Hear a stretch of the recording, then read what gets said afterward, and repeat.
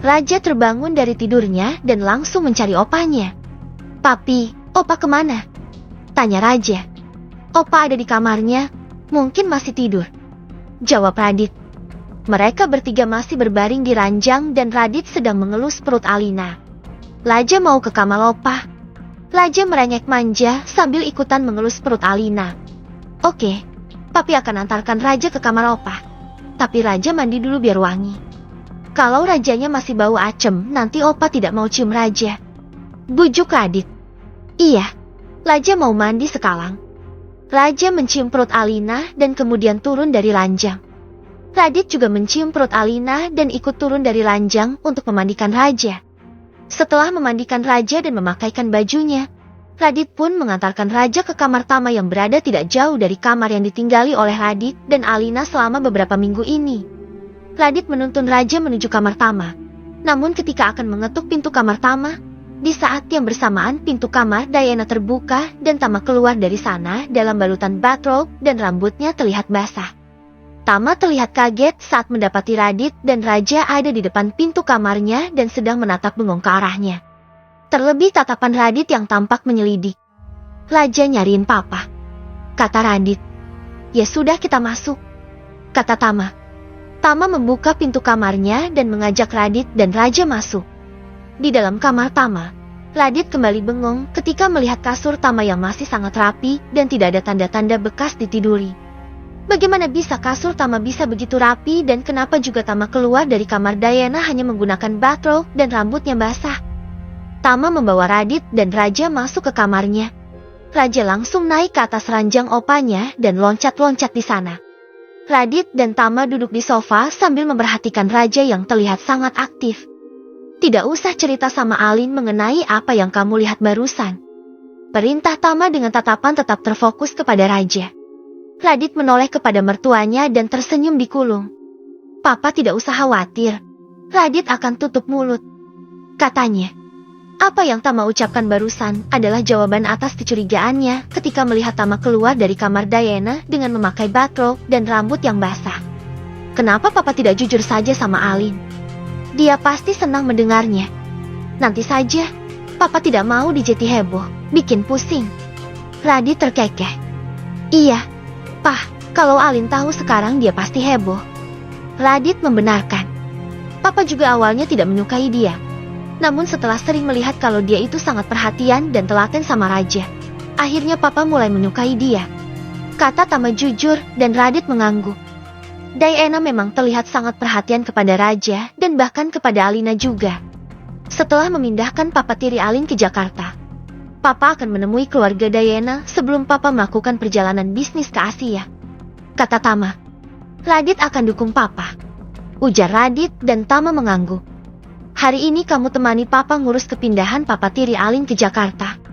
Biarkan saja Diana dan Alin istirahat di hotel bersama Raja, ajak Tama. Baik, Pah, jawab Radit. Radit dan Tama yang sedang mengobrol serius menjadi sedikit lengah mengawasi Raja sehingga mereka tidak sempat menolong saat Raja yang sedang lompat-lompat di atas kasur akhirnya tersungkur dan mendapatkan benjol kecil di dahinya. Raja sempat menangis namun tidak lama.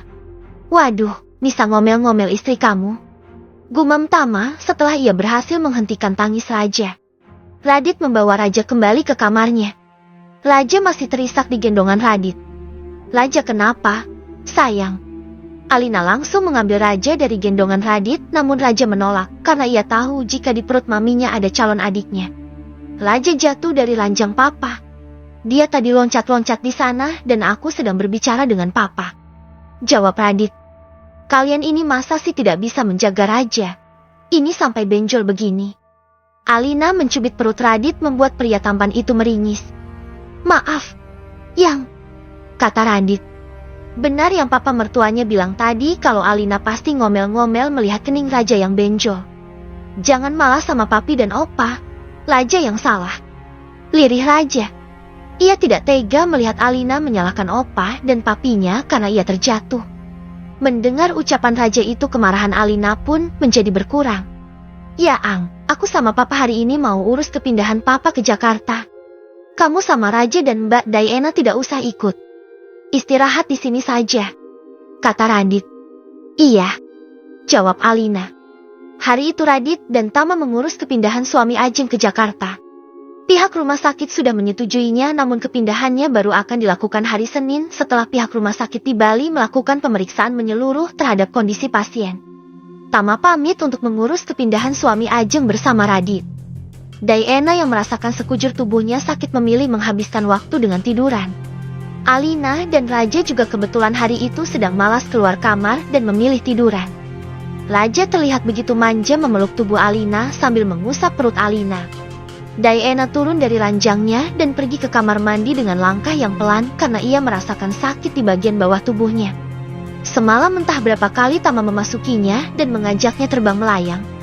Duda ganteng itu ternyata benar-benar garang dan miliknya itu sudah berhasil membuat Diana menjerit-jerit nikmat meskipun sesuadahnya Diana merasakan kesakitan. Diana tidak menyalahkan Tama karena semalam ia sendiri yang begitu menginginkannya.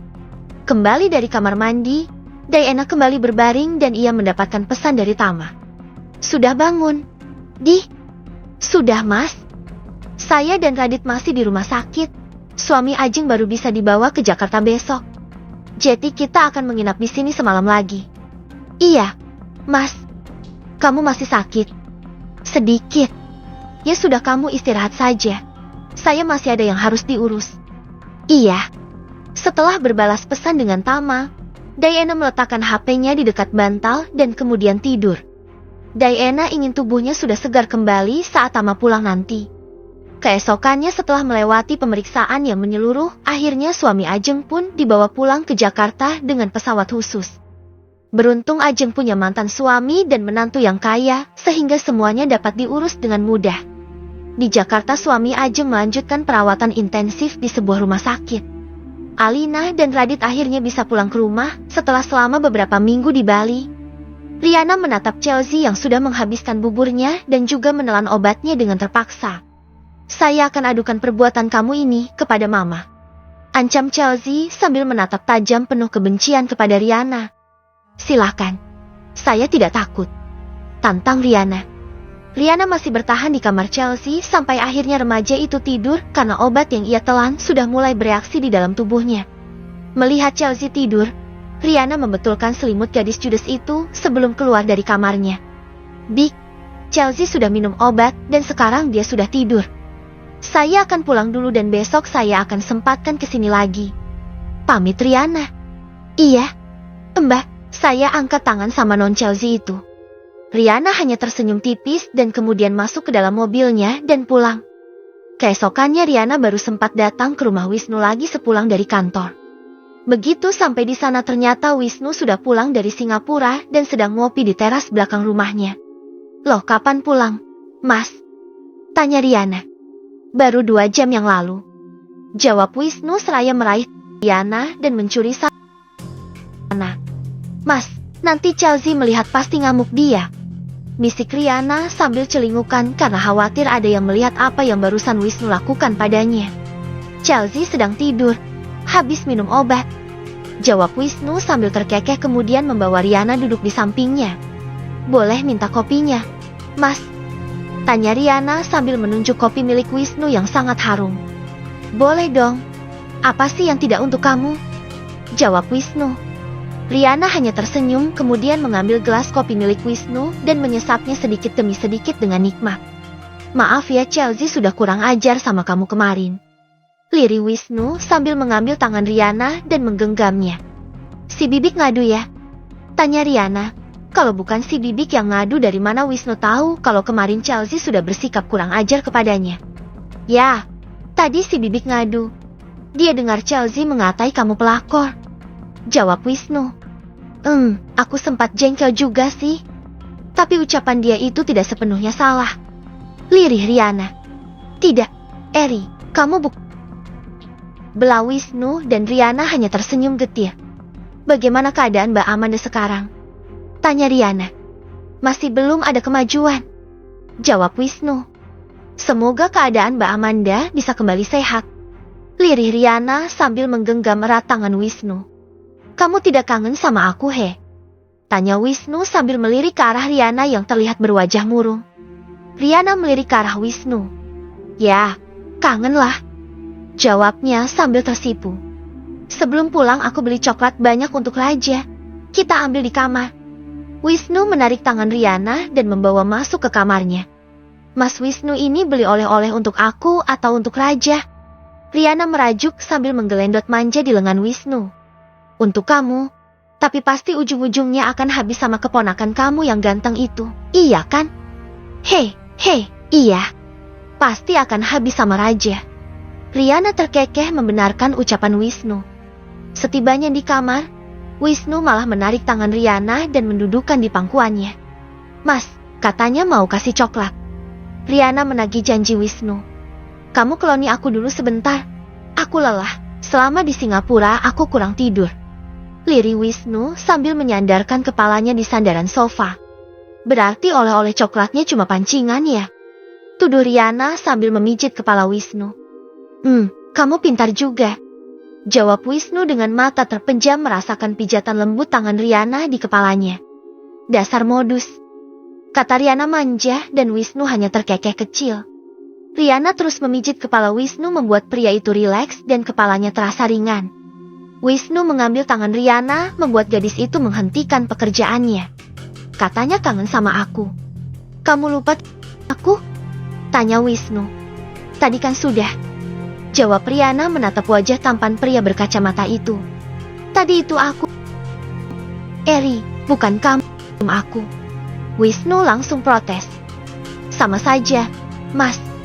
Jelas bedalah, sekarang aku mau kamu yang cium.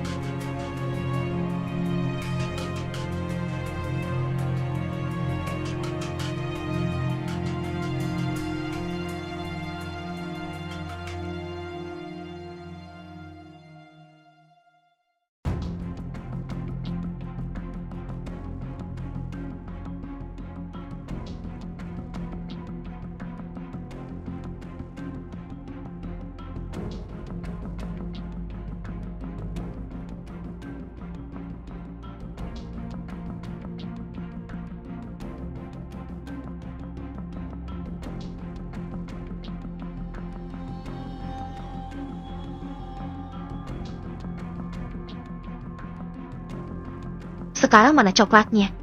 Aku tidak mau pulang telat nanti bunda ngomel-ngomel.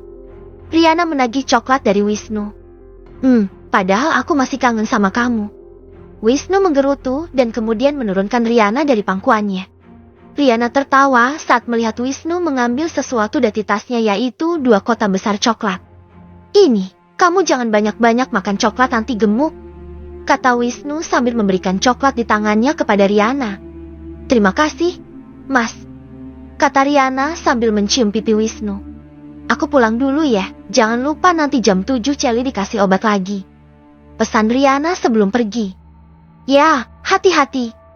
Jawab Wisnu dengan wajah yang masam dan Riana melambaikan tangannya sambil tertawa.